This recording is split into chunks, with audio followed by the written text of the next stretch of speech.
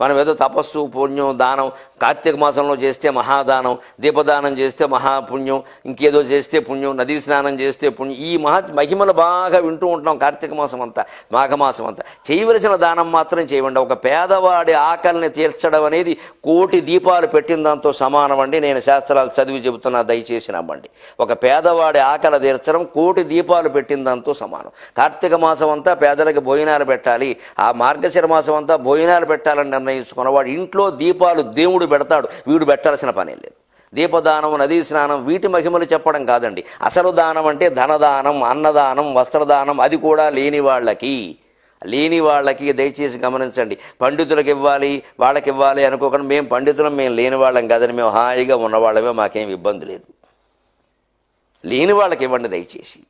దాంట్లో కులభేదం అస్సలే వద్దు. అది ఉందంటే మహాపాపం. వాడు ఏ కులమైనా మనకి సంబంధం లేదు, మన కులమైనా పర్వాలేదు, ఏ కులమైనా పర్వాలేదు. దానానికి ఎప్పుడు రెండే షరతులు, మనకి ఉంది వాళ్ళకి లేదు, ఇంతే, ఇంకేం అక్కర్లేదు. అది ఇచ్చేయడమే. దానికి ఎక్కడ మళ్ళీ వీరికి ఇస్తే పుణ్యం అంటే మంగళవారం ఇవ్వాలని, శుక్రవారం ఇవ్వాలి. ఆ ఇచ్చేది ఏదో కాశీలో ఇస్తే కాశీలో ఇచ్చినా ఒకటే, కాకినాడ బస్ స్టాండ్లో ఇచ్చినా ఒకటేనమ్మా, నువ్వు ఇవ్వాలి. కానీ దీనికో పుణ్యం దానికో పుణ్యం ఉంటాయండి అజ్ఞానం. కానీ ప్రదేశాన్ని బట్టి పుణ్యం మారిపోతుందా? ఏదైనా ఒక విశేషం ఉండొచ్చు. ఇప్పుడు ఒక దానం మనం తెలియకుండా చేసిన దానికేనో రోటరీ క్లబ్ వేదిక మీద చేసిన దానికి కొంచెం తేడా ఉంటుందండి. ఆ తేడా ఏమిటో గమనించండి.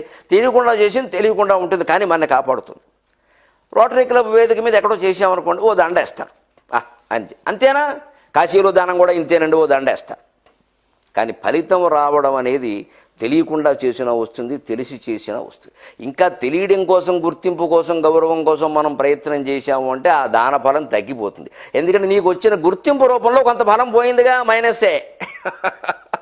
తెలియకుండా దానం చేస్తే మొత్తం ఫలం వస్తుంది. తెలిసి ఎలా చేసి 10 మందికి పేపర్లో పడి 500 ఇచ్చి 5,000 ఇచ్చి పేపర్లో ప్రకటన వేయించామనుకోండి, 500 మైనస్ 5,000, నువ్వే బాకీ దేవుడికి 4,500. నీ కీర్తి 5,000 ఆశించావు, నువ్వు ఇచ్చిందేమో 500 అయ్యా, ఇచ్చిందేమో ఈత గింజ, ఆశించిందేమో తాటికాయ. ఎలా వస్తుందయా? అందుకని 4,500 నువ్వే బాకీ దేవుడికి. మనం అందరం చేసే దానాలు ఇవన్నీ ఇంతే. నాకు గుర్తింపు లేదు, నాకు దండ లేదు, నన్ను పిలవలేదు, నాకేం లేదు, ఇక్కడ మేము ఎందుకు ఇచ్చాం? ఇదే మొదలు. ఈ చిత్తశుద్ధితో చేసే దానం అనరండి దీనికి. ఫలం ఎలాగో ఖాయంగా వచ్చినప్పుడు మనం వేదిక మీద ఇచ్చామా, 10 మందిలో తెలిసేలా ఇచ్చామా, కాశీలో ఇచ్చామా, కాకినాడలో ఇచ్చామా కదా, అవసరానికి ఇచ్చామా లేదా?